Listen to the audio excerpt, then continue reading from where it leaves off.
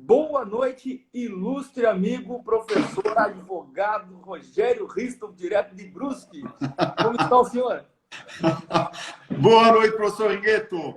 Uma grande satisfação. honra estar aqui com o professor discutindo uma coisa tão importante que é o Tribunal do Júri. Estou aqui de beca, porque um advogado de júri não pode se apresentar sem beca, doutor Ringueto. Porra, eu não trouxe a beca. Eu não esperava que tu fosse fazer uma dessa. Ah, brincadeira, pô. Tudo bem contigo? Tudo bem, estou ansioso, estava contando aí as horas para chegar esse momento. E eu quero falar aqui para quem é nosso aluno, para os nossos colegas advogados, que se preparem, que peguem aí material para fazer as anotações, porque hoje aqui nós vamos, pelo menos pretendemos aqui, deixar muitas lições aí para esse pessoal, principalmente que está chegando e que vai enfrentar o júri aí em breve. Com certeza. Como é que tá Brusque depois dessa terça-feira, terça e quarta aí, bastante turbulenta? Como é que ficou Brusque?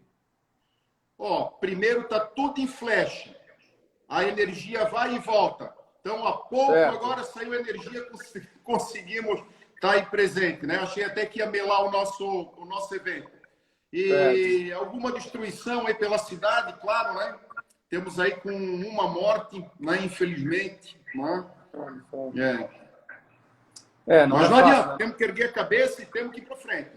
Com certeza, com certeza. Eu ia fazer na terça-feira uma live com o prefeito de Balneário Camboriú, de repente deu aquela reviravolta toda ali. Ele teve que ficar envolvido, obviamente, né, nas coisas do município, e aí acabou prejudicando na terça-feira. Mas, show de bola. Então, olha só, pessoal, a maioria já conhece esse ícone aí de Brusque, o professor Rogério Risto, né, advogado lá em Brusque. E hoje a gente escolheu um tema, né, Tribunal do Júri, para tratar aqui com vocês, né, de alguns temas dentro deles, e o professor Rogério, de plano aí, foi elencando alguns temas que eu achei de suma importância, né, e um deles, obviamente, né, o primeiro tema, vamos colocar assim, né, é voltado a essa loucura da pandemia.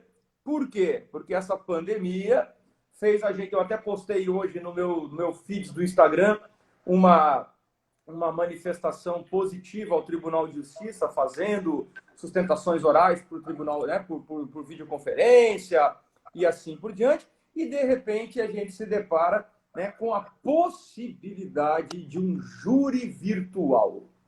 E aí, Rogério, como é que fica na tua concepção, né,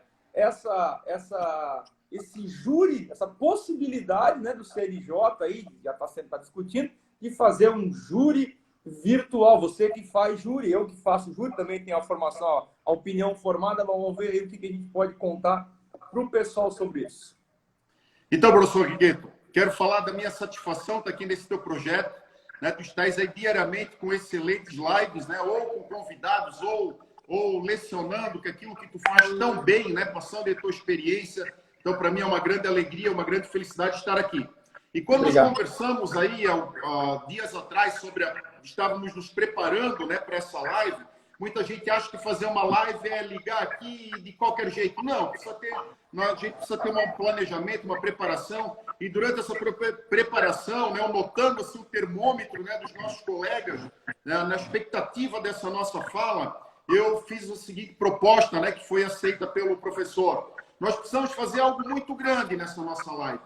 Então, nós temos esse problema, né? O CNJ já se inclinando para ir para o chamado Tribunal do Júri Virtual, e é uma situação que vai colocar no chão, né, a estrutura do Tribunal do Júri, as razões do Tribunal do Júri, a sensação que o jurado precisa ter em relação, precisa ter um contato quase que físico ali com o réu, ele precisa perceber, ele precisa estar ali antenado, o réu tem que estar ali na instrução, olhando as testemunhas, olhando quem está falando do lado do advogado para poder impugnar, fazer um tribunal do júri virtual, isso é coisa de videogame, nós não podemos admitir, professor Ringueto.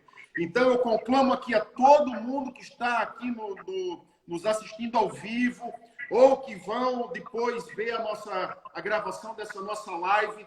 Nós vamos fazer uma corrente muito forte. Nós vamos lá, eu tenho no meu Instagram, tenho no meu Facebook o direito de estar presente.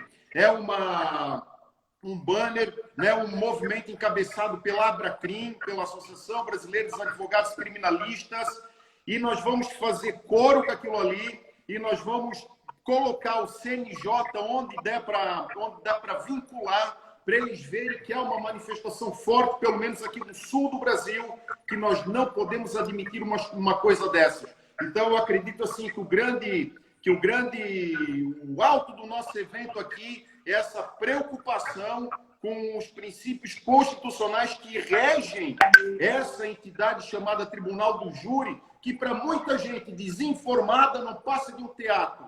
Mas para nós que entendemos de direito, que entendemos de plenário, que temos a experiência do processo criminal, a gente sabe o quão importante, e se notarem, a instituição do júri ela está prevista lá no artigo 5º da Constituição Federal, né, doutor Rigueto? É uma garantia que nós temos o Tribunal do Júri. Né? Não é uma punição ir para o Tribunal do Júri, é uma garantia. Então, nós vamos fazer, vocês vão entrar lá no meu Facebook, lá no meu Instagram, vou passar, provavelmente também vai estar lá no do professor Rigueto, e nós vamos copiar aquela imagem, nós vamos distribuir essa imagem por todas as nossas redes sociais.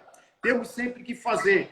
Deveria ser feito isso, deveria ser feito aquilo. Eu queria fazer isso, queria fazer aquilo. Não basta querer, tem que fazer. Então, ainda que seja uma voz pequena, ainda, mas nós temos que fazer coro à Abracrim, né, a essas entidades, né, da advocacia criminal que tanto lutam pelos nossos direitos. Então, acho, professor Rigueto, que nós não podemos permitir uma aberração dessa. É muito cômodo para quem está acostumado em gabinete, ligar videozinho e ficar falando em videozinho. Tem que ir lá no chão da fábrica e tem que trabalhar lá dentro. Né? Não pode ser diferente. Né? Não sei se o professor Rigueto concorda com isso, eu acredito que sim. Acho que qualquer advogado, qualquer operador do direito que tem um pouco de consciência sabe o que significa a instituição do júri. Não tenha dúvidas, professor Rogério, que o Tribunal do Júri precisa ser presencial. Uma das discussões que existem naquela possibilidade que está sendo avaliada pelo CNJ, da preocupação deles, é o sorteio dos 25 jurados, vai criar aglomeração, e aí eu não consigo visualizar os problemas que eles colocam ali. Se nós visualizarmos aqui, na comarca de Brusque, aqui na comarca de Itajaí ou Balneário Camboriú, que tem as sessões, o plenário do júri, nós temos total possibilidade de fecharmos as portas para o público, em razão, obviamente, da aglomeração, de pulverizarmos os 25 jurados dentro daquela sala, de maneira, na verdade, que não haja contato próximo de um do outro, até o sorteio dos 7.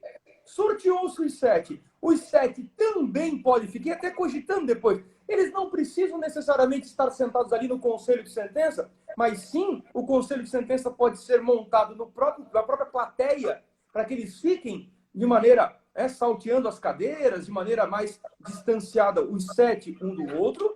Agora, a presença do promotor, a presença do advogado, a presença do juiz, a presença, na verdade, das testemunhas ali, naquele momento, com certeza. E para aqueles que acham que é um teatro, como o professor realmente colocou, ele não deixa de ser um teatro na vida jurídica, porém, justamente esse teatro, na verdade, precisa ser... O que é o teatro? Você vai assistir pela televisão? Você vai assistir, na verdade, num videozinho, como o professor Rogério falou? Não, você vai lá assistir aquela peça de teatro, você vai lá perceber, na verdade, a persuasão do promotor, a persuasão do advogado, a produção daquela prova, que vai formar a convicção daquele sete. Então, assim, eu vejo que eu até entendi qual foi o estopim disso. A grande maioria dos envolvidos em crimes contra a vida se encontram presos, o judiciário está paralisado, em tese, porque não consegue julgar essas pessoas porque depende do júri, e aí veio a ilustre ideia de fazer um procedimento desse à distância, inclusive com vertentes dizendo que os jurados poderiam ficar cada um na sua residência. Meu Deus, da onde? Da onde? Não vejo lógica. Abraço também a manifestação da Abracrim, da Associação Brasileira dos Advogados Criminalistas ali, e nós temos realmente que juntar forças para que o CNJ não entre nessa, e que possa, obviamente, se articular de uma maneira ou de outra. Eu acho que tem outros meios. Aliás, Rogério, fazendo uma ponte assim, de maneira bem, bem ampla, se nós pararmos para pensar nas decisões do governo, seja ele federal ou estadual, no tocante ao Covid, eu não consigo compreender, por exemplo, vou dar uma ponte aqui só para você ver a loucura, o mercado está sempre cheio, futebol profissional começa a valer dia 8, mas o futebol amador não pode. Não dá para entender quais são as vezes. Agora, você jogar para um sistema, como eu elogiei o Tribunal de Justiça numa sustentação oral à distância, o Tribunal do Júri, ele tem essa pessoalidade, ele tem esse direito do réu estar realmente presente, apresentar a sua versão olho no olho. Quem acompanhou, e pode inclusive olhar pelo Google, quem quiser, pelo YouTube, o júri daquele policial militar lá de São Paulo, Misael, acusado de matar a Mércia Nakashima, um que era policial militar, virou advogado depois. O depoimento que ele dava, o juiz perguntava para ele uma coisa, ele olhava para o jurado e respondia olho no olho. Precisa disso. Então não tenha dúvida nenhuma que eu apoio essa causa, e a gente tem realmente que se manifestar nesse sentido para o réu estar presente, para que nós estejamos presentes e que a coisa não saia do mundo real para o mundo virtual. Essa é a regra principal. Professor, o senhor mencionou uma coisa interessante no início da live, né? O pessoal pega em papel e caneta, porque o nosso objetivo é trazer conhecimento. Isso é válido, porque a galera, na verdade, realmente não é só um bate-papo, não é só a ideia óbvia, ainda mais quando se junta assim, com um cara desse naipe, um professor desse naipe, um advogado desse naipe ali, a gente, na verdade, tem muito conhecimento. E aí, falei para ti, que nós vamos fazer um bate-papo tranquilo, mas um dos tópicos que eu achei sensacional da tua ideia foi falar de ampla defesa e plenitude de defesa. E eu tenho plena convicção de que grande parte dos nossos alunos confundem as duas coisas, achando que ampla defesa é a mesma coisa que plenitude de defesa. E aí vamos debater um pouquinho sobre essa temática e ver como é que é o ponto de vista do professor nesse sentido. Isso, professor Guigueto. O que é triste é que não são apenas os estudantes lá do início da faculdade que fazem essa confusão. Porque lá no início nós não temos o processo penal, mas nós temos o direito constitucional, onde a gente avança pelo artigo 5º da Constituição Federal e a gente estuda aqueles princípios básicos. O triste é que quando a gente questiona juiz, desembargador, promotor ou mesmo advogados com bastante experiência e faz a pergunta muito clara, não dá para titubear na resposta. Pergunta o seguinte: tem diferença entre ampla defesa e plenitude de defesa? Não, porque uma defesa ampla é a plenitude. Não é. Nós temos uma regra, professor Guigueto, muito clara de hermenêutica jurídica do direito penal, que fala o seguinte, que o legislador ele não usa expressões diferentes para falar a mesma coisa de forma tão próxima. Quando a gente pega, por exemplo, daí para entender um pouquinho melhor assim, esse negócio da linguagem, da hermenêutica, da interpretação. Quando nós vamos lá no artigo 302 do CPP, que a gente vai falar das situações de flagrante delito. Então, nós temos lá, no inciso, logo após, no outro inciso, logo depois. Não pode ser a mesma coisa, senão ele tem escrito da mesma forma. Então, isso precisa ser diferente. Está ali próximo, não é? Então, ele não escreveu um inciso, às 11h30 da manhã, parou, foi almoçar, dormiu um pouquinho, depois veio e escreveu outro inciso com outro pensamento. Não, ele precisa guardar uma lógica. No mesmo artigo 5º, nós temos um mandamento sagrado também, que é a ampla defesa. A ampla defesa é para todo mundo que está submetido a um processo judicial ou administrativo. Não importa. Pode ser um processo por multa de trânsito. O cara tem direito de se defender. O cara tem com todas, com tudo que é inerente, com todas as armas, fazer a defesa com o advogado ou fazer a defesa pessoal. E a ampla defesa, nunca esquecer, hein? A ampla defesa, está aqui o professor Dudu, o professor Eduardo Campos, nosso querido amigo está aqui, e ele muito bem ensina, que a ampla defesa, para ter ampla defesa, precisamos ter dois elementos.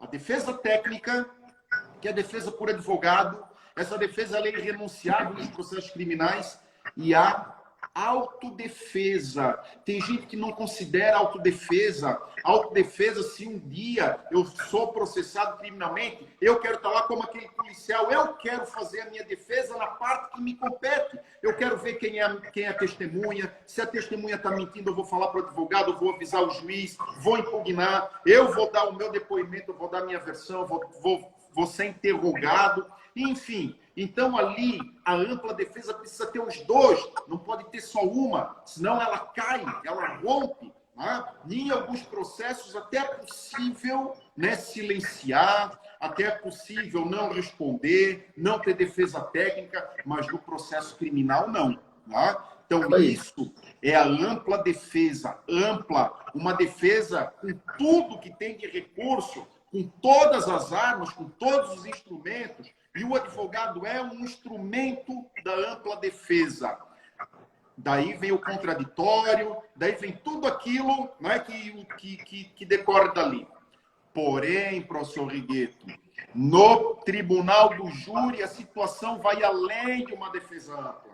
Porque lá, nos princípios do tribunal do júri, que estão lá no artigo 5º da Constituição Federal, fala que o tribunal do júri será regido, né, além da inviolabilidade, do sigilo, das votações, da incomunicabilidade, da soberania dos vereditos, etc., etc., está lá a plenitude de defesa. Plenitude de defesa é uma coisa, defesa plena é uma coisa, defesa ampla é uma outra coisa. A ampla defesa serve para tudo quanto é outro processo. E até mesmo, talvez, na primeira fase lá de instrução do Tribunal do Júri, né?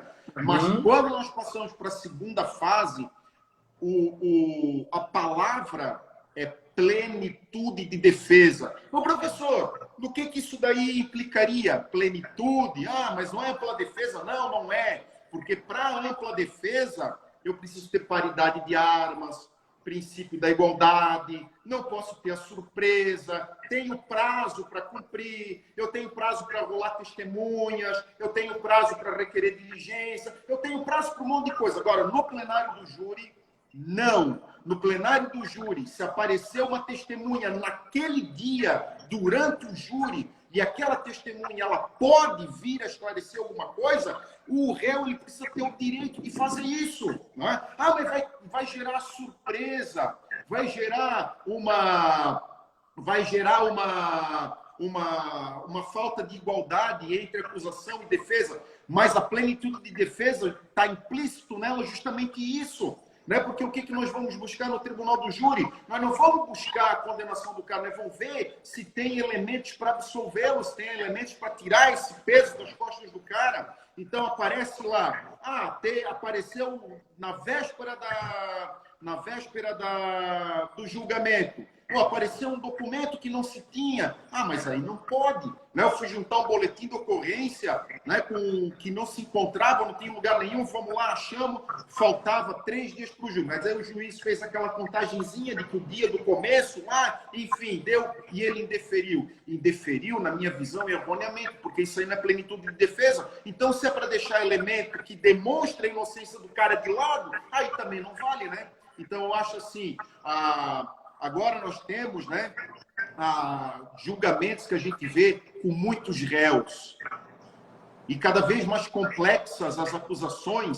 Né? E a gente, claro que aqui não acontece, né, professor Righetto, mas a gente vê por aí afora em algum outro lugar do mundo, que não em Santa Catarina, mas deve acontecer, do Ministério Público botar todas as qualificadoras para a gente ficar lá, né, se debatendo, então ele joga a rede, pelo menos alguma coisa vai pegar. Olha só, isso daí... ele cerceia o direito de defesa. O cara está lá, tem 5 réus, num único julgamento. Hoje nós não conseguimos mais desmembrar o júri, não é mais fácil, só se der o estouro lá não tem jurado, né? Enfim, aí fica lá, vai 5, dividir mendigar aquele tempinho ali, cada um com 3, 4 qualificadoras, nós vamos trabalhar como? Não, a plenitude de defesa não, meu amigo. A plenitude de defesa tem que fazer até o cara conseguir exaurir plenamente tudo aquilo que está lhe sendo imputado. Não é verdade? O tempo da defesa, então, qualidade do advogado. A qualidade do advogado. Gente, tem advogado que eu já ouvi dizer que quer fazer um júri na vida por experiência. Não tem júri por experiência. Isso, o tribunal do júri, o plenário do júri, não é laboratório. Não tem rato ali, tem gente ali para lidar. Então a gente precisa ter essa... Nós precisamos botar a cabeça no lugar, né? A gente precisa saber. Então não dá para ir lá para fazer qualquer coisa. Se o cara tá lá para ler uma peça, se o cara não tem habilidade para o tribunal do júri, ele não pode ir, porque ele vai perder a liberdade do cara. Então ele vai lá, passou mal, deu branco, tem advogado que desmaia, porque chega lá, a pressão é né? Já fui em tribunal do júri, né? Quando eu cheguei lá, as 2 primeiras filas era só de familiar com a camisa do defunto lá, justiça de abacuato, eu tive que sair escoltado de lá. Não é fácil, uma pressão dos infernos. O cara tem que estar preparado para isso, porque ali ele não vai poder abrir mão de muita coisa. Então, gente, por favor, hein? Por favor, ampla defesa é uma coisa, plenitude de defesa é outra coisa. Não dê ouvidos para quem acha que é tudo a mesma coisa, porque não pode ser. Tem uma lógica na redação. Né, professor Rigueto? Eu acho assim, eu sou muito, né? Eu sou intransigente nesse negócio. E eu sou chato, né? Eu devo estar na lista negra de tudo quanto é juiz da região, né? Eu já vejo pelos despachos muitas vezes. Só que eu não posso abrir mão. Não posso abrir mão, tem coisa, é chato, pô, anular um processo é chato, pô, é chato pra caramba. A gente fica assim, né, com o juiz, o juiz vai ter que fazer tudo, podia ter feito certo, né, já da primeira vez. Então, assim, ó, esse negócio de ampla defesa, de plenitude de defesa, é algo muito, muito, muito importante e que um advogado ele tem que estar bem preparado para fazer isso. Tá? Senão, não é para ir lá fazer teste só para ter um júri na vida, porque se sentir um advogado, não é por aí. Tens toda a razão, Rogério. E assim, ó, e olha como é contraditório, né, para quem está seguindo a gente, quem está assistindo a gente, como realmente é um choque na prática da plenitude da defesa com a própria disposição legal. A própria legislação, ela acaba, na verdade, criando mecanismos, né, que entram em choque. Por exemplo, né, uma defesa mal feita pelo advogado lá no plenário, que não exerce a plenitude de sua defesa, pode o juiz caracterizar o réu, né, indefeso, cancelar a sessão do júri e ter que nomear outro. Por quê? Porque percebeu que aquele advogado não tinha a capacidade de exercer a plenitude da defesa daquele acusado no plenário. Ponto. Por outro lado, a gente tem ali os 3 dias para juntar o documento, e juntar depois dos 3 dias, o magistrado, por muitas vezes, indefere. Por outro lado ainda, a gente tem essa decisão que os tribunais acabaram se sedimentando, e eu concordo plenamente com o Rogério, tá? Porque o que os tribunais pensaram? Os embargadores. No primeiro momento, nós pedíamos a cisão dos autos, justamente para poder dizer. Para quem não. Tem gente aqui que é do primeiro e segundo período, só para o pessoal lembrar, para o pessoal conhecer. Toda vez, pessoal, que a gente tiver um réu somente no tribunal do júri, o promotor pode falar por 1h30, nós podemos falar por 1h30. Depois, o promotor pode voltar para a réplica por mais 1 hora, e então a defesa pode usar a tréplica por mais 1 hora. Porém, se eu tiver mais de um réu, e quando a gente fala mais de um réu, é assim, ó, 2, 3, 4, 5, 6, mais de um réu. Aí, aquele tempo passa a ser de 2h30 para o promotor, 2h30 para a acusação, para a defesa, depois 2 horas de réplica e 2 horas de réplica. E é isso que o professor Rogério mencionou. Antigamente, no início, a gente pegava situações em que o juiz dizia, não, vamos cindir os autos, porque realmente o tempo vai ficar ruim. E o Tribunal de Justiça tem entendido agora que não. Que se eu tenho 5 réus, por exemplo, e olha o que eu já vi. Se o promotor vai falar contra os 5 réus durante aquelas 2h30, nada impede que a defesa de 5 advogados, que geralmente cada réu vai ter o seu, fale durante 2h30, dividindo os minutinhos entre si. Só que, como é que você vai para um plenário para exercer a plenitude da defesa com 30, 40 minutos de fala, se der isso? Então, senhor, é contraditório, concordo plenamente com o professor, e você precisa anotar essa observação, porque não é a mesma coisa. Se você quiser escrever ampla defesa e plenitude de defesa, não são a mesma coisa. Bate uma foto, posta no Instagram e marca o professor Rogério e marca eu. Tá? A gente assim, você não precisa nem botar o conceito, mas marca, porque assim, para memorizar o negócio, não é a mesma coisa. Porque se você achar que é a mesma coisa, E eu brinco, inclusive, com os alunos, Rogério. Eu sempre digo assim, né? O tempo vai nos dando vai nos dando experiência e vai nos dando um aumento do nosso limite. E eu sempre brinco assim, ó. Estou no tribunal do júri, estou fazendo algum tipo de aparte na fala do Ministério Público. Daqui a pouco o juiz, na verdade, entende que há um excesso na parte e caça a palavra. Eu respeito o juiz naquele momento, se precisar interferir novamente, interfiro. E o pessoal pergunta, professor, e você não tem risco nenhum? Risco do quê? Se eu estou exercendo a plenitude da defesa naquele plenário. Risco de eu levantar, pegar minha maleta e ir embora. Vai fazer o júri sem advogado? Não vai, pô. Porque a gente está ali para exercer o direito realmente na sua plenitude. Então, assim, esse tópico que o professor trouxe, tá, é de suma importância. Tá? E eu repito a dica para vocês. Você não precisa nem colocar o conceito agora, mas se você colocar no papel ampla defesa, diferente, sinalzinho lá de diferente, de plenitude de defesa, bate uma foto, cara, e posta, na verdade, no Instagram, marca lá o professor Rogério, marca eu, para a gente ver que você estava acompanhando essa live e que você entendeu pelo menos essa diferença. Show de bola essa temática. Professor, vou avançando para a gente aproveitar o tempo. O senhor falou, na verdade, sobre a linguagem do advogado no júri. O que você quer abordar sobre essa temática? O que você acha de interessante? Eu dou minha opinião depois também, mas eu já sei mais ou menos onde é que você quer ir. O que você quer falar sobre a linguagem do advogado no júri?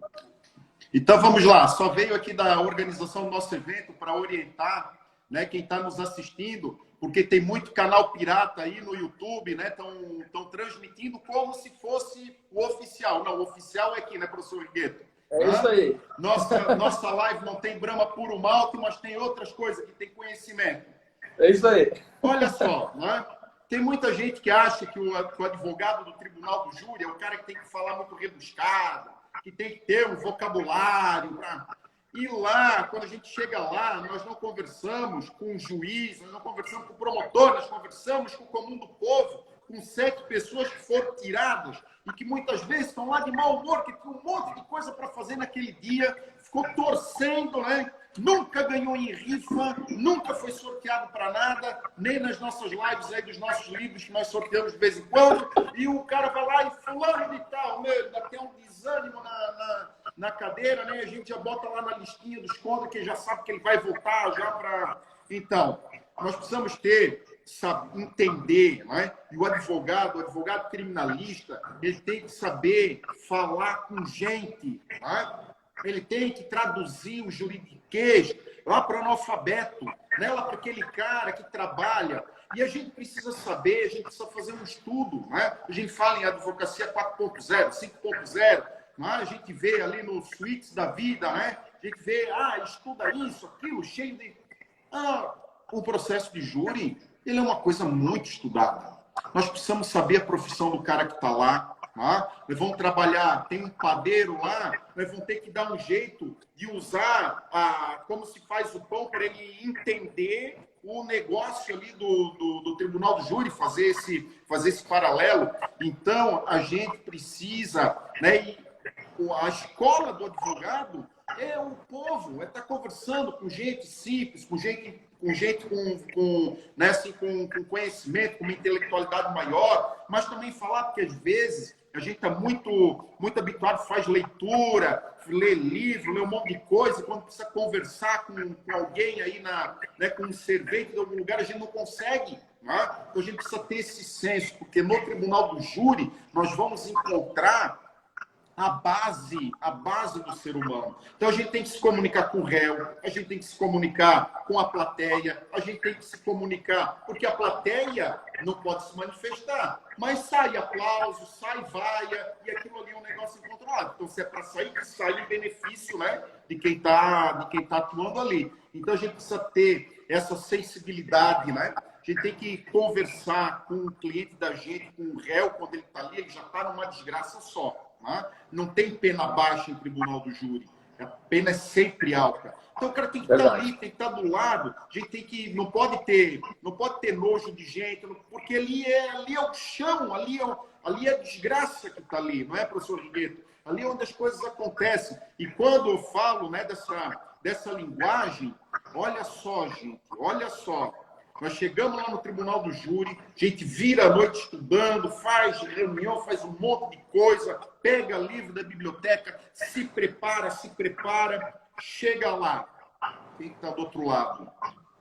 Um cargo público chamado promotor de justiça. Meu Deus do céu, eu advogado de justiça. Se eu tivesse esse nome, eu já chegaria lá mais ou menos no patamar. Mas não, o cara chega lá porque ele é o promotor da justiça. Eu chego lá, porque eu sou um advogado. Já vai lá na portaria, já, né, com medo que os caras revistam a gente. Então, olha só, já tem ali uma disparidade enorme no nome do cargo. O nome do cara. Então, o advogado ele tem que desconstituir isso do jurado, né? Explicar o que é um promotor de justiça. O cara chega lá, eu sou o promotor de justiça e a justiça. Entendeu? Então, nós já chegamos lá com uma.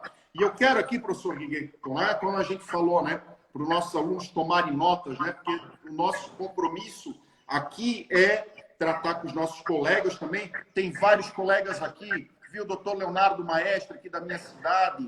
Um advogado, um baita de um advogado aqui, doutor, o Ricardo Vemut, aqui um aluno da nossa Unifeb, o Tiago Ristoff, que é um advogado aqui da nossa equipe. Olha só, então nós temos esse compromisso. Tem um requerimento, aqui professor Gueto, nós vamos de novo, nós vamos chamar o nosso público, né, para fazer coro nisso. E nós temos que sair daqui com um propósito, com outro propósito. Olha só, todo requerimento que é feito naquele prazo que o advogado tem que se manifestar antes do júri, tem uma série. Nós temos aqui no escritório um modelo para não deixar faltar nada.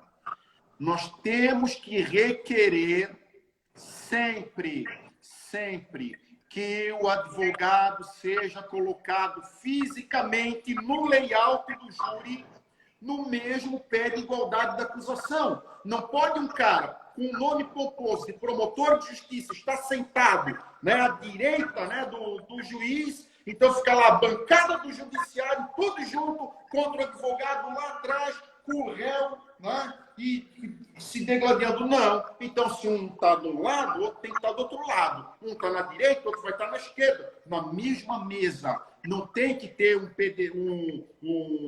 nem um degrauzinho do promotor ficar assim. Não, porque isso daí não é igualdade. Né? Sempre se fala, tem que ter igualdade. Nós nunca tivemos, pelo menos no estado de Santa Catarina, na maior parte do Brasil, nós nunca estivemos, a defesa nunca esteve no mesmo pé de igualdade. Seja na linguagem do júri, seja na simbologia do júri. Na simbologia. Então, vamos fazer uma bancada só, de acusação e defesa, todo mundo de frente. Nós temos que mudar esse layout.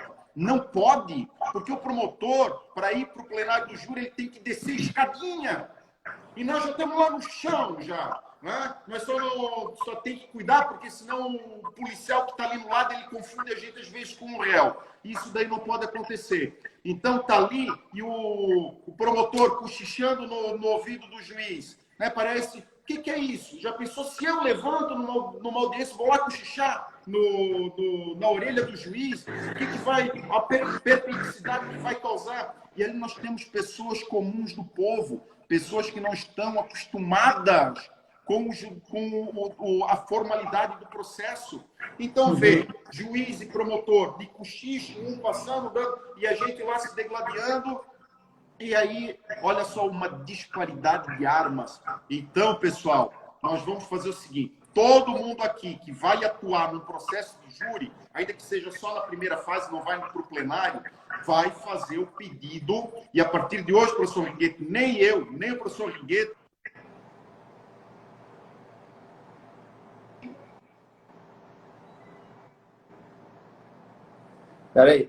Peraí que deu outra... Caiu a luz? Caiu luz. Olha aí, ó, o professor ficou bonito a imagem. Então, mas ele deve estar funcionando alguma coisa aí. Mas está ouvindo? Está indo normal? Eu estou ouvindo e estou te vendo, só que você está escuro. Então, professor Gueto, vou dar uma... vamos fazer assim, fazer um foco de luz aqui um pouquinho da bateria do computador. Então, nós precisamos quebrar esse negócio. Então, nós temos um compromisso, professor Henrique, um compromisso, e os nossos alunos, quem está nos ouvindo, tem um compromisso conosco de sempre fazer esse pedido. Nós já temos, né, uma corrente do Jader Marques, da Escola de Criminalistas, ele já vem encampando, então vai para a próxima fase, para o plenário, vai fazer esse requerimento. O juiz vai indeferir. Não importa. Nós temos que lutar com as armas que nós temos. A arma que nós temos é a petição, o peticionamento. Então, nós precisamos fazer. Nesse tópico, professor Gueto, então, a habilidade do advogado de ter uma linguagem de tratamento do comum do povo e entender essa simbologia do tribunal do júri, de que nós não podemos ficar em desnível com a outra parte, senão nós não temos paridade de arma. E a paridade de arma não é só no tempo, não é só na possibilidade de produção de prova, é também na linguagem, na simbologia. Porque quando eu boto uma pessoa algemada para tirar foto, ou quando eu boto um painel da Polícia Civil atrás dela, travou, não. Tem que dizer que é o culpado, né? Rogério, assim, o que o professor Rogério está falando, eu acho que mais uma vez, de suma importância, reporta-se a uma linguagem geral, a uma linguagem do advogado para com os jurados, uma linguagem do jurado para com as testemunhas e os envolvidos no processo, uma linguagem estrutural da sessão do júri, ou seja, a linguagem corporal do advogado na hora da sessão. Então, assim, realmente, eu falo isso também, Rogério, o pessoal assim, não sabe falar em público, tem medo, tem vergonha, vai fazer 10 cursos de oratória antes, mas não vai treinar no júri, porque você vai passar vergonha. E aquilo ali é um belo cartão de visita. Você, na verdade, fazendo um trabalho com oratória, com presença de palco, tirando o juridiquês, descendo o degrau para ficar no nível do jurado na questão do linguajar. Para fechar esse tópico, Rogério, para entrar no próximo ali, eu fiz um júri onde o Ministério Público disse para os jurados que o dolo é um elemento subjetivo do tipo que está intrínseco no tipo. O jurado olhou um para a cara do outro e falou: Jesus amado, deve ser de comer isso aí. Ou seja, eu cheguei lá e comecei a explicar de outra maneira para o jurado, como se eu estivesse ensinando para a galera do primeiro período que está chegando do segundo grau e não sabe a diferença de dolo e culpa. É assim que eu preciso levar. Então, o linguajar, ele é sensacional. É isso que precisa ser feito. O professor Rogério ainda destacou, como o nosso tempo também ele é curto na live, ele destacou, na verdade, um tema chamado utilização de jurados não sorteados. O que você quis dizer com isso, Rogério? Então, Miguel, por incrível que pareça, fiz tribunal do júri recentemente, onde, faltando jurado, o juiz pegou jurado aleatoriamente de algum outro lugar que eu não sei de onde é que é, e eles apareceram lá no dia do julgamento. Entendi. Por incrível que pareça, professor Guingueto, eu fui fazer porque daí o júri vai ser anulado. Eu não tenho dúvida de que o júri vai ser anulado. Mas preste atenção, hein? Se estiverem vendo aqui, pelo menos o meu rosto já está valendo. Mas observar o seguinte: pros tribunais, quase que é majoritário, não é unânime, mas é majoritário, quando nós temos duas varas do júri competentes para o júri, uma pode pegar da outra, mas desde que tenha passado por aquele sorteio prévio. Porque depois, quando vai ao plenário do júri, no dia do júri, daquele outro sorteio, para todas as sessões, são sorteados 7 para aquele julgamento. Mas para as reuniões ordinárias do júri, é feito um outro sorteio. E aí, cada vara do júri tem os seus sorteados, de forma que a jurisprudência tem admitido que um pede do outro se faltar. Porque lá já houve um sorteio, já houve uma divulgação, uma publicidade, então aí não tem o elemento surpresa. Agora, professor Rigueto, eu fiz um tribunal do júri em que, do nada, apareceram. E aí o doutor Daniel Lima, que me ajuda aqui, que também trabalha nessa área comigo aqui no meu escritório, nessa área criminal, nós fomos buscar a impugnação de elementos posteriores de uma jurada que já havia trabalhado no Ministério Público. Então, nós queríamos saber se, quando ela trabalhou no Ministério Público, já tramitava aquele lá. E nós não encontrávamos aquela jurada para... O jurado número 8 tinha um nome, e do 8 da lista que ele tinha era outro. Assim, mas o que está vendo aqui? Não é que palhaçada é essa? Fomos ver, apareceram, doutor Rigueto, apareceram 3 nomes alienígenas no dia do júri. E desses 3, 2 foram sorteados, 2 decidiram, né? Então, isso daí não pode acontecer, né? Até uma relativização, talvez, né? Lá naquelas varas, 2 varas na mesma comarca, onde tem o sorteio prévio, pegar daqueles sorteados, onde foi dado publicidade, tudo bem. Mas nós não podemos, porque daqui a pouco a jurisprudência está se relativizando de novo nisso, né? Porque o tribunal do júri já é todo complicado, todo complexo, e aí, em nome da complexidade, como está se fazendo agora, em nome da pandemia, tira direito. Né? Em nome da complexidade, isso é muito, muito complexo. A complexidade hoje, nos nossos processos, tem levado casos, às vezes, não muito complexos, para 2, 3 anos o cara preso preventivamente e não tem tribunal que solta, pela complexidade, tudo é complexidade. Então, a complexidade, a formalidade, ela não pode ser utilizada para fazer uma interpretação desse jeito. Tá? Então, nós não podemos admitir, hipótese alguma, que jurados caem de paraquedas. Né? Parece até coisa do outro mundo eu estar falando isso daqui. Mas eu tenho um caso recente que eu levei para o tribunal agora. Né? E me dispus com o juiz, me dispus com o escrivão, me dispus com o promotor, porque não queriam colocar na porcaria da ata. Como é que não vai botar uma coisa dessa daí na ata, meu Deus do céu? Se está lá no Código de Processo Penal que o juiz deve consignar todos os acontecimentos, os bastidores, né? Ele deveria colocar, inclusive, se o café foi com açúcar ou foi com adoçante, se isso fosse importante. Agora, jurado, né? E aí, professor Rigueto, vejam só, a instrução dessa minha conversa, ata de julgamento, ata de audiência, pode ser de audiência em processo administrativo disciplinar. Ata é coisa sagrada, ou está ou não existe. Então, nós temos que perder. Já é 7 horas, já é 19 horas. Não, mas quem mandou fazer? Eu quero ver aqui. Né? Tem que ser. Às vezes o tribunal do júri acaba de madrugada, isso é muito comum. Já está todo mundo cansado. Cuidado com a ata. Né? Cuidado com a ata. Já fui em vários lugares, doutor, eu vou publicar a ata. Tudo bem, a responsabilidade é do juiz, ele vai publicar a ata, quando ele publicar, aí eu vou impugnar. Né? Então, nós não podemos ser subservientes, né, aos outros atores do Tribunal do Júri, abrindo mão. Gente do céu, nossa live está passando muito rápido, gente. É isso aí, vai lá, pega a palavra aí. Professor, para nós fecharmos a linha de raciocínio aqui, da questão da importância da ata, que era o tema que o senhor tinha trazido por último ali, eu vou contar rapidamente para o pessoal que está assistindo a importância da ata.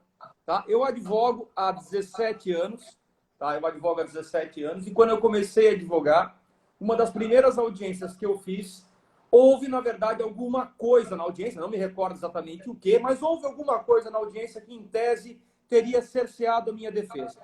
Tá? Eu saí da audiência, certo?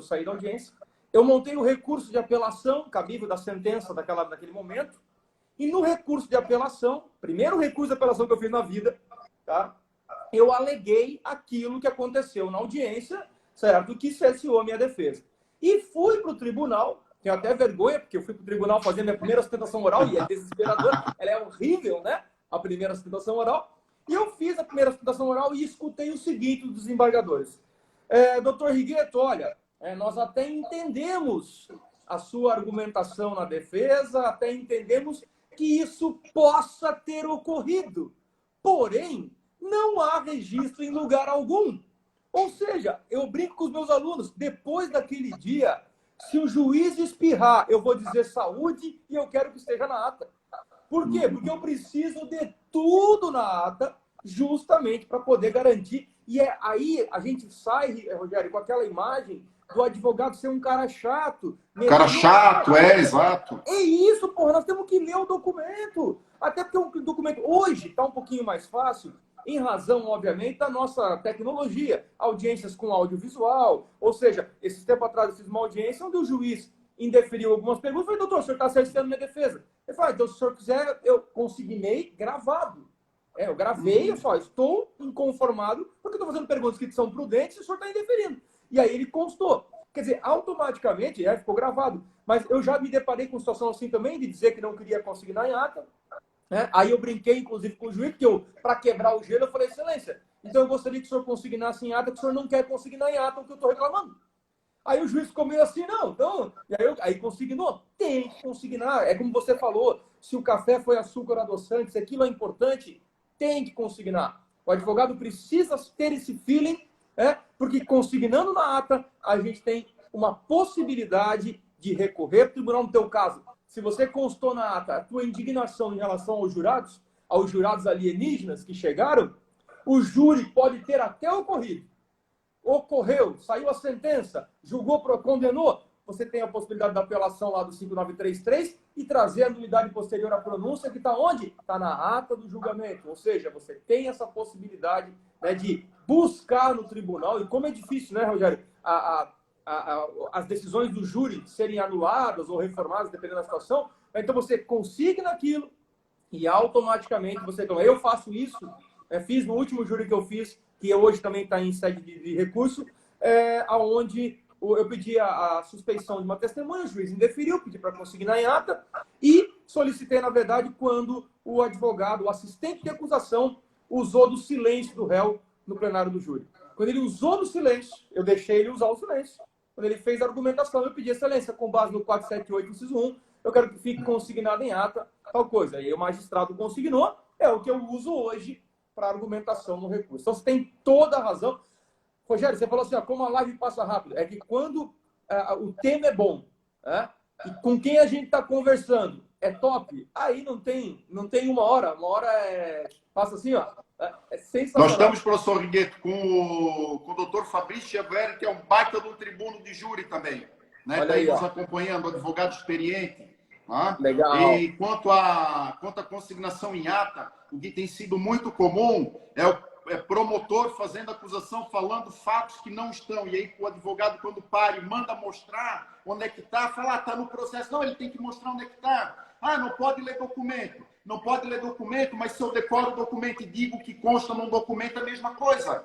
Então, assim, tem sido vários absurdos e isso precisa cuidar da ata, senão... Depois, como o professor Rigueto falou, a gente não consegue no tribunal fazer aquilo que precisa. Estamos aí com o tempo, professor Rigueto. Posso fazer uma pergunta agora? Pode fazer, vai lá. Prisão em primeira instância. Bacurê. Sair do júri preso, hein? Júri que é cheio de formalidade, que um monte de gente vai lá que não sabe fazer, anula o processo. Como é que o cara vai sair de lá preso, Jesus amado? Agora com o pacote anticrime, né? Condenação superior a tantos anos, crime doloso contra a vida, o juiz usa aquilo simplesmente para poder, na verdade, argumentar a prisão preventiva e sair dali preso, às vezes, sem ter qualquer razão, né? Sem ter qualquer motivo lá no 312, especificamente para decretar uma preventiva. A pessoa está presente, concordo plenamente contigo. Outro absurdo que tem acontecido nas nossas sessões do júri. Concordo plenamente contigo.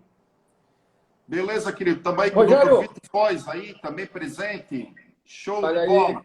Doutor Paixão, olha só, cara, nós estamos com uma nominata, professora Poliana passando por aqui, doutor Renato Boabai, do nosso presidente da Associação dos Advogados Criminalistas do Estado de Santa Catarina. O Hudson aí falando, né, repetindo, boa, muito bom. O Hudson, na verdade, o Hudson é investigador da DIC de Itajaí, da parte de homicídios. Participou de uma live comigo aí. por estar participando hoje com vocês. Então, Rogério, olha só, para a gente seguir então para os nossos momentos finais. Eu quero agradecer imensamente a participação. Como diz um dos seguidores ali, ó, nem a queda, a professora Poliana, nem a queda de energia prejudica. Tá? Porque assim, ó, querendo ou não, cara, publicamente vou dizer, que já sabe disso, da minha admiração por ti, pelo teu trabalho, seja na Unifeb, seja na Univale, seja como advogado. Né? Tu é um cara que tens um elemento que é essencial, e eu vou dizer para ti, é a humildade. Pô, querido. Pô, sinceramente, assim, ó, a gente encontra, né, vários colegas, às vezes, aí que não sabem 1/10 daquilo que tu sabe, né, e, na verdade, não tem a humildade que você tem. E aí acabam, na verdade, se perdendo. Você é um cara humilde, um cara inteligentíssimo, né, aí, ó, aguerrido, realmente, seja na docência, seja na advocacia, e estou muito feliz de ter topado e participar dessa live aí. Estamos juntos para mais e mais. Ó, o tempo está estourando. Está contigo com os agradecimentos. Então, professor Rigueto, né, me senti lisonjeado, né? Vejo aqui o gabarito das pessoas que transitam por essas lives aí do professor. Assisto várias das aulas, né, do professor. Pode ver, eu estou sempre entrando ali quando eu posso. Né? Falar, né, que o professor Rigueto é um grande amigo que eu tenho, né? Conheço ele desde o início da profissão, conheço o doutor Rigueto, conheço a família, o trabalhador, né, que é o doutor Rigueto, o baita do advogado. Manda um abraço lá para Marisa, manda lá para os teus irmãos todos, por todo mundo lá, eu tenho um grande carinho. Né? E precisando, sabe que a gente está sempre à disposição, né? Que em Bruxelas nós estamos sempre na trincheira aí da defesa. O que precisar, professor Rigueto, pode contar comigo. E eu quero aqui falar, né, para os meus seguidores também, que puderem, sigam lá o professor Rigueto, né, no Instagram dele, nas redes sociais dele, porque é bastante aprendizado. Todos os dias tem aí alguma coisa, né?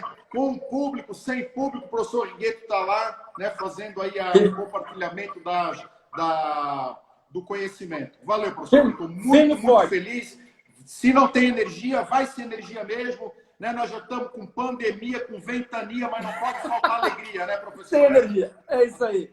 Pessoal, obrigado pela participação de todos. E amanhã, treinamento dosimetria da pena, parte 3 aqui no meu Instagram. E siga o professor Rogério Risso também, que vocês vão aprender um monte ali, ó. Aquela do furto, top das galáxias, aquela tua live, tua explicação dos furtos ali. Parabéns, uma ótima noite a todos. E até amanhã, às 18h30, com o treinamento, parte 3 da dosimetria da pena. Valeu, pessoal. Obrigado, Rogério. Valeu, um abraço. Tchau, tchau.